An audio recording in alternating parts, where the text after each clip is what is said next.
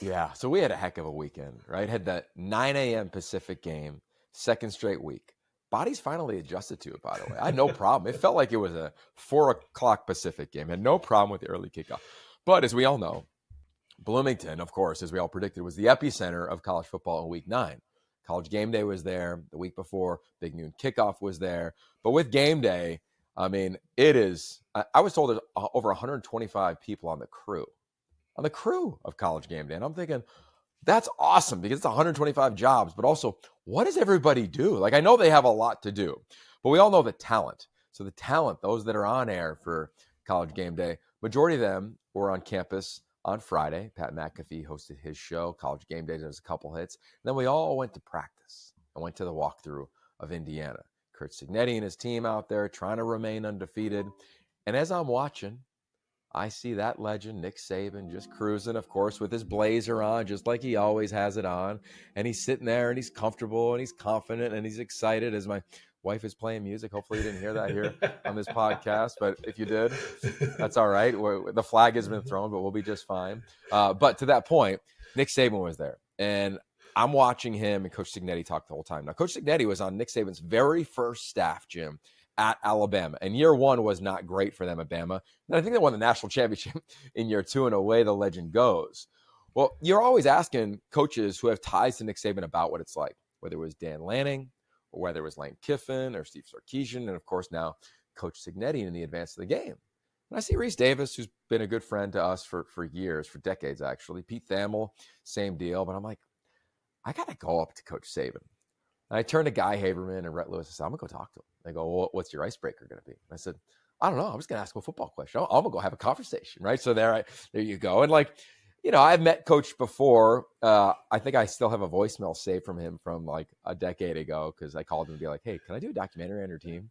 And we had a conversation. Then I was talking to his agent and it never went anywhere. But I went up to him and he couldn't have been nicer, couldn't have been kinder.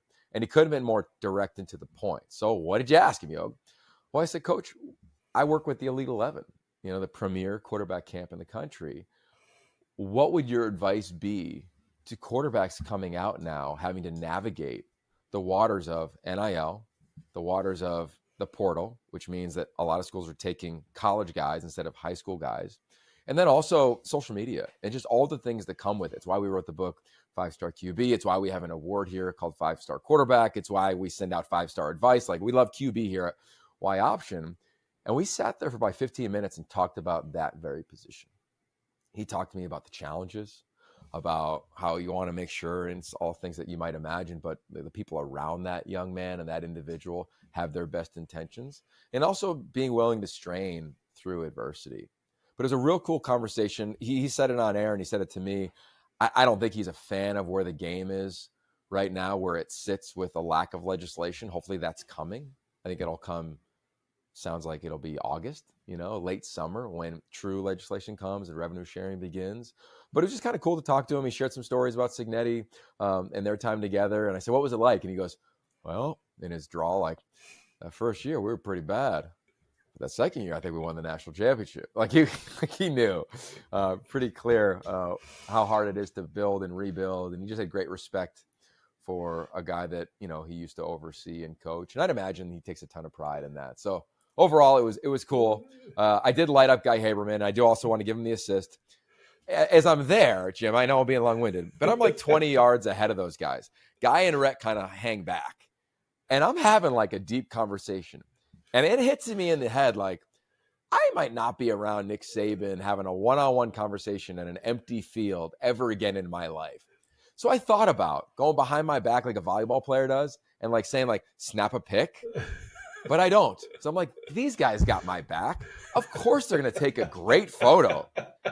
Great photo. I get a wide one like this, no zoom in, and I come back and I go, hey, did you get one? And they go, of course we did. All smug, like they nailed it. And I go, this is it? This is it? And Guy's like, well, how about some photo credit? Anyway, that was that. So Guy, I'll give you the photo credit. Also light you up for it. Now, and I will say, he took a nice photo of myself and Jedfish and his wife Amber. He did a better job on Saturday on game day. But with the guru at game day, it was a miss. He was lucky he called a great game because Guy Haberman knocked that out of the park.